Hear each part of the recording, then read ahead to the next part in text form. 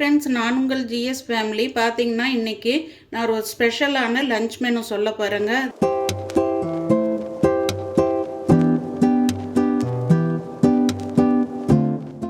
பாருங்கள், ஆப்பத்துக்கு வந்து தேங்காய் பால் எடுக்கிறதுக்கு தேங்காய் வந்து ஒரு முடி தேங்காய் கட் பண்ணி வச்சுருக்கிறேன். வெல்லம் பார்த்திங்கன்னா ஒரு 3/4 கப்பு எடுத்துருக்கிறேன். பத்தலைன்னா ஃபைனலாக நீங்கள் கொஞ்சம் சேர்த்துக்கோங்க. ஏலக்காய் வந்து ஒரு 6 ஏலக்காய் எடுத்துருக்கிறேன். ஏலக்காய் வந்து உடம்புக்கு ரொம்ப நல்லதுங்க. இந்த தேங்காய் பாலோடு போட்டு கொடுக்கும்போது வெல்லமும் சேர்க்கும்போது முடிஞ்ச வரைக்கும் ஒயிட் சுகர் அவாய்ட் பண்ணிக்கோங்க. இப்போ இதை வந்து நல்லா அரைச்சிட்டு ஏலக்காய் போட்டு அரைச்சிட்டு பால் எடுத்து வடிச்சிட்டு நம்ம வந்து வெல்லத்தை போட்டு கரைச்சி விட போகிறோங்க. நம்ம ஆப்பம் மாவு பார்த்திங்கன்னா மெஷர்மெண்ட் சொல்கிறேங்க. நான் ஒரு டம்ளர் வந்து நீங்கள் பச்சரிசி எடுத்திங்கன்னா 1 டம்ளர் புழுங்கல் அரிசி, அதாவது இட்லி அரிசி எடுத்துக்கோங்க. அதுக்கப்புறம் பார்த்திங்கன்னா சும்மா இந்த கை வந்து நிறையிற அளவுக்கு உளுந்து எடுத்துக்கோங்க. அதுக்கப்புறம் வெந்தயம் கொஞ்சமாக போட்டுக்கிட்டு, இப்போ நிறைய பேர் வந்து சாப்பாடு போட்டு அரைப்பாங்க, தேங்காய் போட்டு அரைப்பாங்க. சாப்பாடுன்றது வந்து ஏற்கனவே ரைஸை அது வேக வச்சு அதுக்கப்புறம் மறுபடியும் நம்ம அரைச்சி மறுபடியும் வேக வைக்கும்போது அதில் சத்து கிடைக்காதுங்க. நீங்கள் வந்து அவல் போட்டுக்கோங்க. வெள்ளை அவல் இருந்தால் அதை போட்டுக்கோங்க. நீங்கள் சாப்பாடு எந்த அளவுக்கு போடுவீங்களோ அந்த அளவுக்கு போட்டு, நான் வந்து ஊற வச்ச அவல் வந்து ஒரு கைப்பிடி அளவுக்கு வர மாதிரி நான் போடுவேங்க. அந்த மாதிரி போடும்போது ஆப்பம் நல்லா சாஃப்டாக நல்லா வரும். பாருங்கள், எப்போவுமே ஆப்பம் மாவு வந்து நம்மளுக்கு உப்பு போடாமல் வெளியில் எடுத்து வச்சுட்டு மார்னிங் அரைக்கிறீங்கன்னா மறுநாள் மார்னிங் சுட போகிறீங்கன்னா நீங்கள் வெளியில் உப்பு போடாமல் வச்சுட்டு நீங்கள் ஊற்றும் போது தான் உப்பு போடணுங்க. பாருங்கள், மாவு வந்து தோசை பதத்துக்கு அடுத்த பக்குவத்தில் இருக்கணுங்க. இப்போ நான் சுட்டு காமிக்கிறேங்க. முதல்ல தேங்காய் பால் எடுத்துக்கலாம். பாருங்கள், வெல்லம் நான் சும்மா உப்பு கொஞ்சமாக தண்ணி விட்டுருக்கிறேன் கொஞ்சம் கரையிறதுக்கு. இதில் அரைச்ச தேங்காய் பாலை விட்டுக்கலாங்க.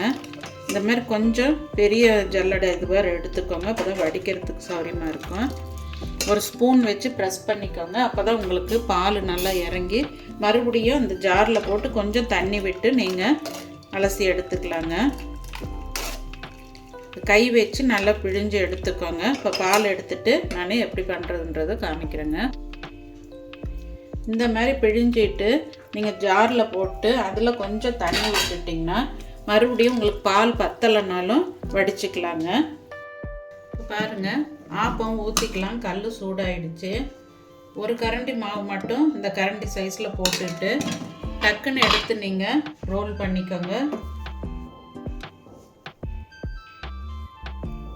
நடுவில் கொஞ்சம் மாவு நின்னா தான் நல்ல ஒரு ஸ்மூத்தாக இருக்குங்க மாவு. மொத்தத்தையும் நீங்கள் இது பண்ணிட வேண்டாம். இப்படி எல்லா பக்கமும் பண்ணி விட்டிங்கன்னா ஒரு மாடலாகவும் இருக்கும். குழந்தைங்களும் விரும்பி சாப்பிடுவாங்க.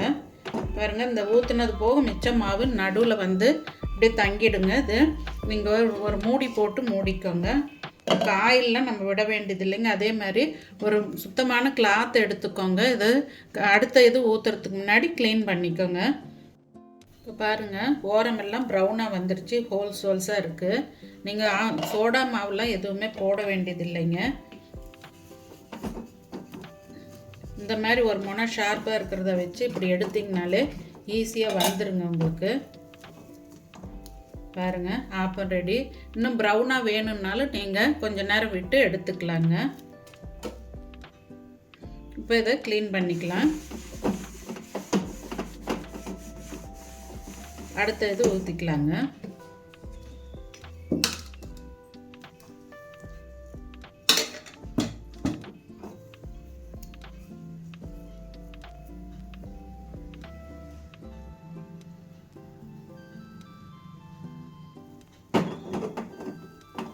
இந்த ஹோல்ஸாக வந்தாலே மாவு கரெக்டாக பக்குவம்னு அர்த்தங்க. இதே மெத்தடில் நீங்களும் அரைச்சி பாருங்கள். நல்லா இருக்குங்க. ஸ்மூத்தாகவும் சைடெல்லாம் மொறுமொறுப்பாகவும் சென்டராக வந்து ஸ்மூத்தாகவும் இருக்கும். மார்னிங் பிரேக்ஃபாஸ்ட் பார்த்திங்கன்னா ஆப்பங்க. இதோட மெத்தட் என்னன்றதை சொல்லியிருக்கிற வீடியோவில் பாருங்கள். இதுக்கு வந்து நான் தேங்காய் பால் தான் வெல்லம் போட்டு ஏலக்காய் போட்டு எடுத்துருக்கிறேன். அதுக்கப்புறம் பார்த்திங்கன்னா இதுக்கு நிறைய பேருக்கு திகட்டுன்னுவாங்க. அதனால் பார்த்திங்கன்னா நான் தேங்காய் போடாமல் ஒரு குழம்பு வச்சுருக்குறேங்க. அதுவும் ரெசிபி உங்களுக்கு ஷேர் பண்ணுறேன். பச்சை பட்டாணியும் உருளைக்கிழங்கும் போட்டது இந்த மலைக்கு நல்லா இருக்குங்க. இது லஞ்சுக்கும் சேர்த்து தான் ரெடி பண்ணியிருக்கிறேன். அதுக்கப்புறம் பார்த்திங்கன்னா ஸ்நாக்ஸ் பாக்ஸ் இன்றைக்கி வந்து பட்டாணி, அதே பட்டாணி எடுத்து கொஞ்சம் மாங்காய் இதெல்லாம் போட்டு அந்த ரெசிபியும் உங்களுக்கு ஷேர் பண்ணியிருக்கிறேங்க. இது ரொம்ப டேஸ்ட்டாக இருக்கும். சுட சுட சாதங்க. இதுதான் இன்றைக்கி நம்மளுடைய டிஷ்ஷுங்க, பிரேக்ஃபாஸ்ட் அண்ட் லன்ச்சு.